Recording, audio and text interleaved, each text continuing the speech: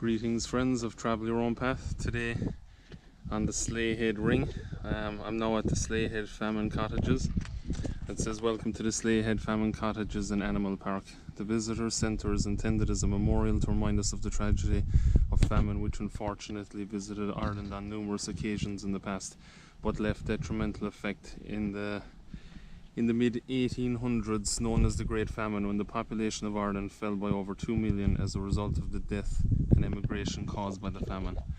And this is just some of the animals in general up here there. And I'll show you the cottages now here. So it says the cottages are made up of the main farm cottages and a number of smaller peasant cabins. These cottages are now becoming more and more of a rarity in rural Ireland, as most have gone derelict and have been demolished to make way for agricultural land and more modern buildings.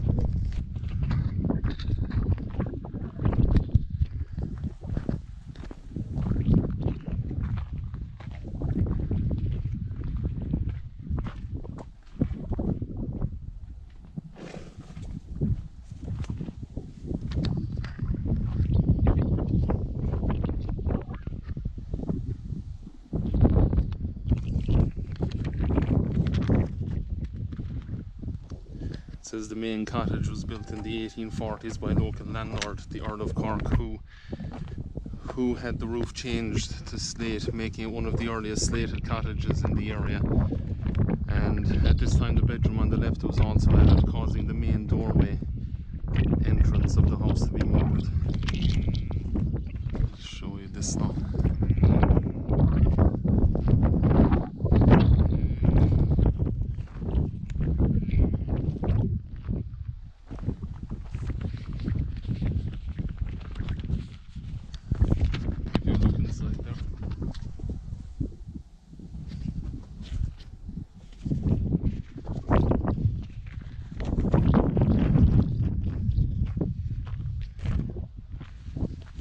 It says the cottage was inhabited right through the Irish potato famine from 1845 to 1850.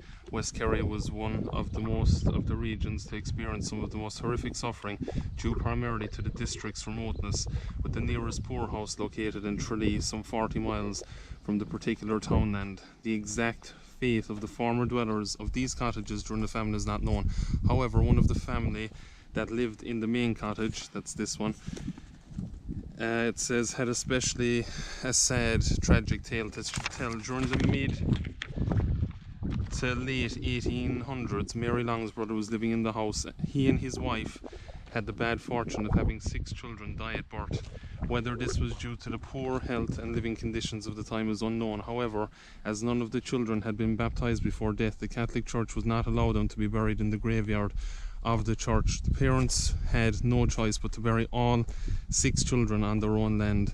They were laid to rest just a few hundred yards from the cottage, where a simple but crude stone cross marked their grave.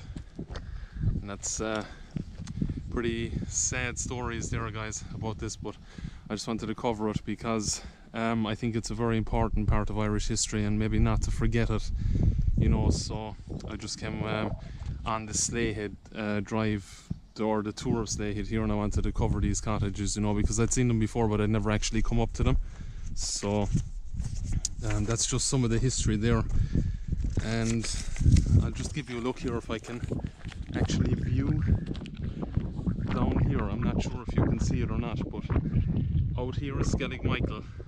You can probably see the shadow of it there. I can see it in my lens anyway. I'm not sure if you can, but it's just up here.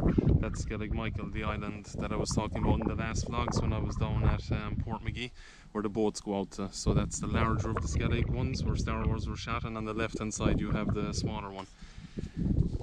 And so I'll bring you down here, but like, this is, I mean, some of this stuff here, guys, is crazy. I mean, you could go all over the world, you know, and I've seen a lot of beautiful places, but I mean, on a day like today, if you look at this scenery, I mean, look at that. I mean, it's really, really beautiful, you know, the rolling hills and the sea and all that. And these are the cottages. I'll just walk out the back ways and I'll tell you another bit about the history there. And it says working life was hard for these villagers. The staple diet of the majority of West Kerry families at this time was potato, and they were grown. One second there. Two varieties of potato were grown, one for the house and one for the animals. And so just walk over here.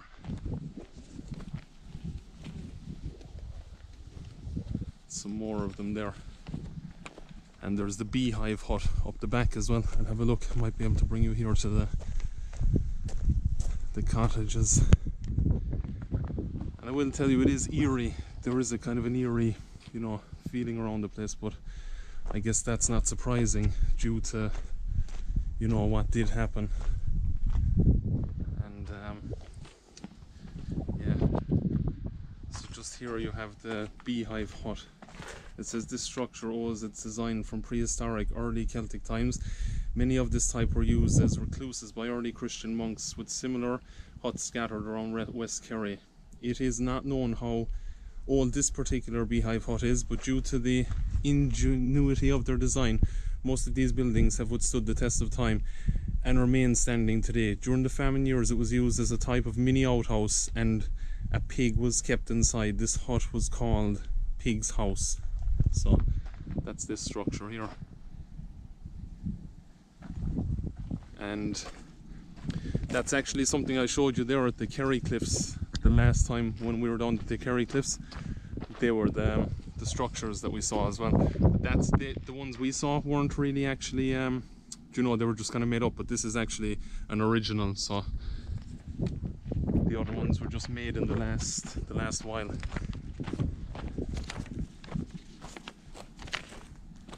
Or replicated, should I say.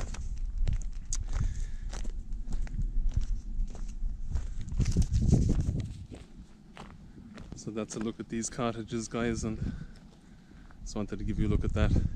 I'll walk down now towards just over here towards the burial mound. And again, it says working life was hard for these villagers. Those entrusted with the task of gathering the seaweed would have to rise when the first tide went out, as it was on the first come first served basis that the collection of seaweed operated. The potatoes were set in the spring using potatoes from the previous year which had been developed sprouts known as, I can't pronounce that Irish word. Then it says the future crop was planted in raised ridges known as potato beds. When the stalk of the potato died in the autumn, this meant it was a time to harvest the crop. And it says the potatoes or spuds were then stored during the winter months in a shallow hole covered by straw. The villagers of Famine would have to draw the water from a nearby stream. However, this stream was located 300 yards away from these cottages. During the dry summer months, the stream used to be periodically dry up. They would have to go to the next spring, which was at the base of the Dunbeg Cliff. This was particularly dangerous chore and was generally carried out by the women of the cottages.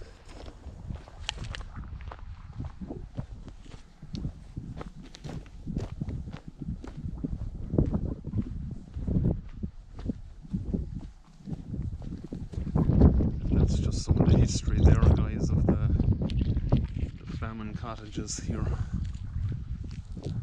on the Slea Drive at Co.Kerry.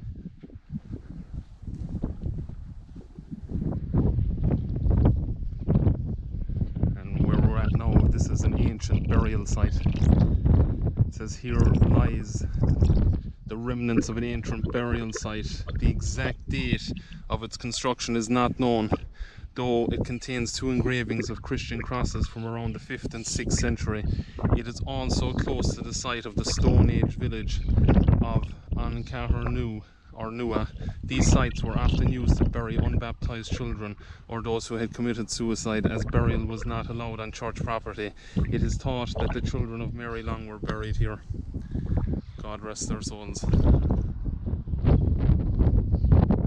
That's part of the history here of the Irish cottages, so I wanted to show you that. Again, you've got the views of Skellig, Michael, and a boat coming back in from the Plaskett Islands there. I'm just going to walk you down through or near the farm animals here. And it kind of does give you an idea, you know, of you know, what it was like. They had a couple of animals around, and maybe they didn't even, you know, the sad part of it.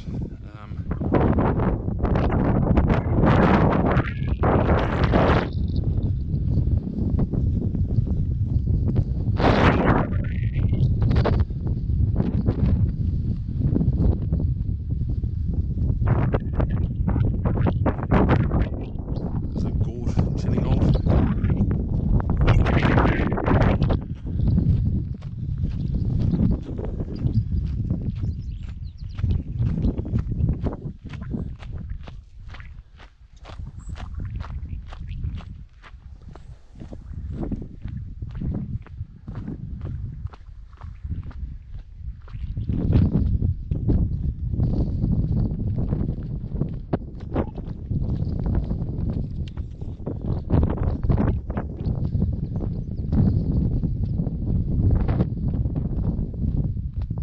Some beautiful scenery, guys, down here. Sunshine.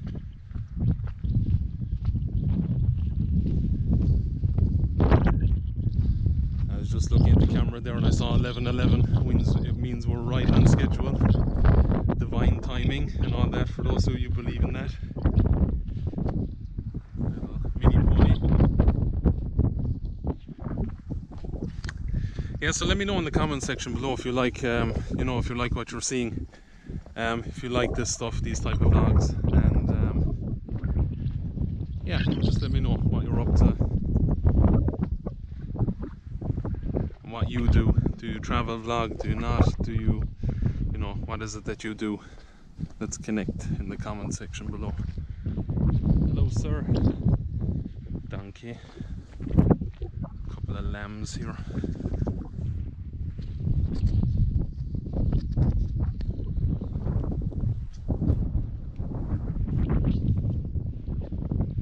Very peaceful.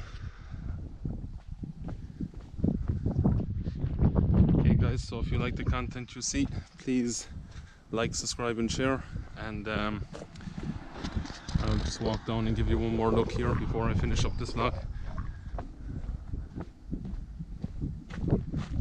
Thank you.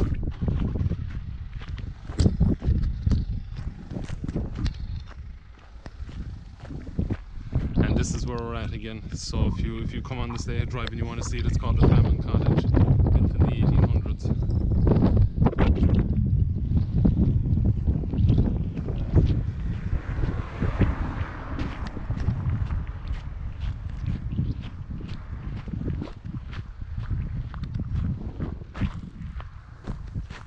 And then down this way you have somewhere to eat and to drink as well. I'll tell you now what it's called. It's called the Stonehouse Cafe and Restaurant. And it also says that right here is a prehistoric 50 BC or 500 BC site, the Dunbeg Fort. So just walk across the road here. Give me a look at that.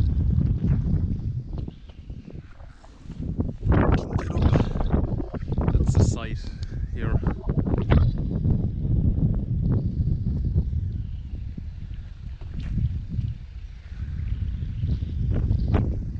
And that's the Stonehouse restaurant just up here.